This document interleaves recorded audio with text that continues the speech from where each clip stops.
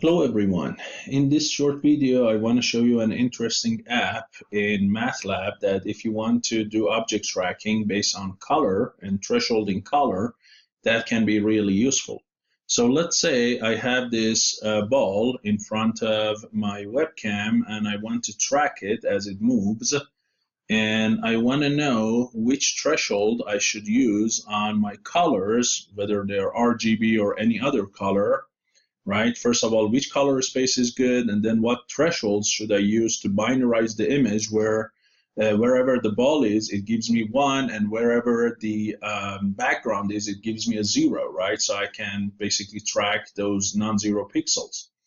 So the app that is very useful is this guy here called Color Thresholder, which you can find under MATLAB apps. So here, initially, I took an image with my webcam from this ball, right? So let me show you. Okay, so I took this picture, right? And for that, you can basically define your camera using the cam command, right? Webcam command. So let's see here. So you first say, what is my webcam list? And it gives you the list of webcams here. This camera is camera number 2. So I say camera equals camera 2, and then what? I use the snapshot command, right? So I say image equals a snapshot of the image, and you see that one is stored right now for me. So when I open this app, it allows me to take a real-time picture using my cameras, or it allows me to upload an image from the workspace or from a file. So here I go and say I want it from the workspace in this case, and it gives me any image that it can find. I pick that, and it should load it for me, allowing me a chance to pick my color space and pick the pixels for thresholding. So here you see this is the RGB color space, this is HSV, this is YCBCR, and this is LA star B star. And in whatever color space that you see the clusters of these color components are better separated, you can go with that color space. So here, for instance, you see that relatively even RGB is not too bad. Or here, you see that HSV actually is quite good. So feel free to rotate them and see that in which color space these colors are better separated, these components, right? So here, LA star B star does not look super clear clusters. HSV is not bad. YCBCR relatively, and RGB is okay, not as good. So maybe you pick the HSV color space. So I say I want HSV. And then here, you see these options here? These are for moving and rotating and everything, right? But the main option is this guy here, this first one, which is basically allowing you to pick your foreground region of the image. So here I go ahead and I try to draw a region as close as possible I can to this sphere. Now, of course, it doesn't need to be perfect, but if you can put in as many pixels as possible, right, and close the contour like that, then it shows you the region for each. Look here, it's only this much region in the edge, that much region in the saturation, and that much region in the value. Okay, so it shows you the distribution of H, S, and V for these pixels, right? And here you can use this invert mask to see, right? So if I use those thresholds, any pixel within those thresholds is going to go black right now, and the rest of the image is going to stay. Or if I invert it, you see, those pixels with similar property are going to stay. The rest of the image goes black. So you see, I picked relatively good thresholds here, and it can do a very good job for me. Yeah, and it can even show me the binary image. You see here? It can show me the binary, and this is exactly I want. This is what I want. I want this to be white.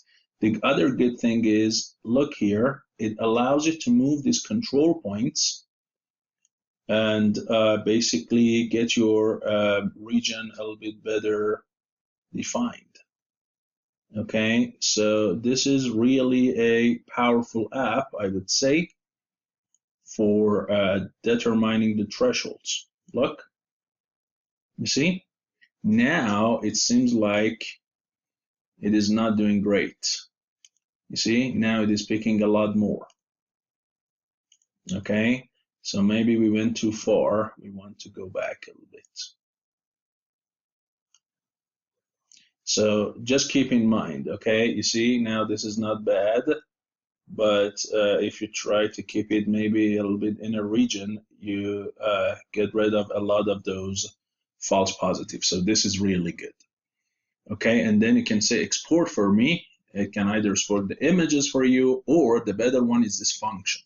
So it exports a function for you, which when you pass it the RGB, look, it extracted those thresholds. Look here, these are the hue thresholds, these are the saturation, and these are the value thresholds.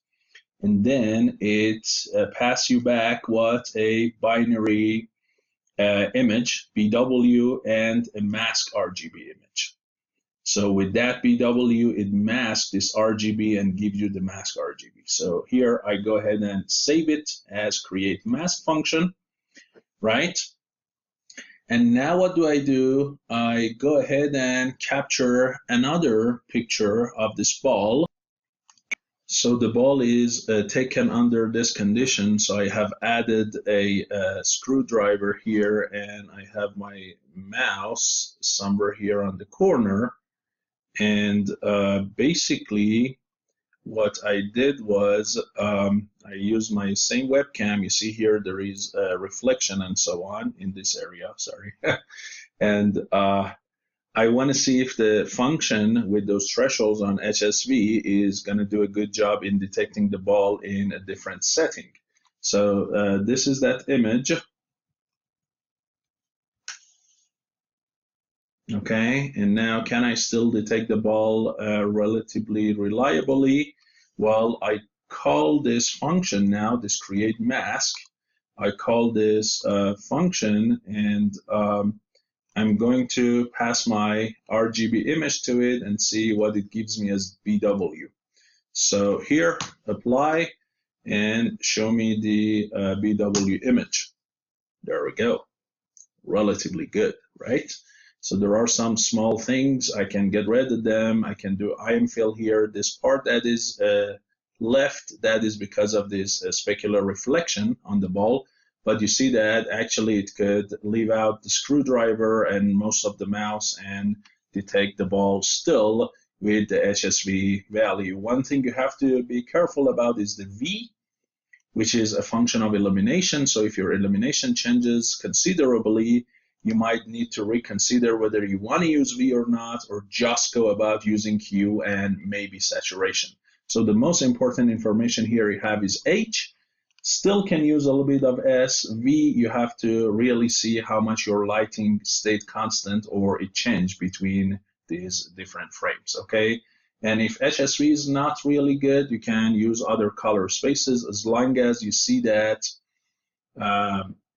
in the whole image you have basically separated channels or uncorrelated channels.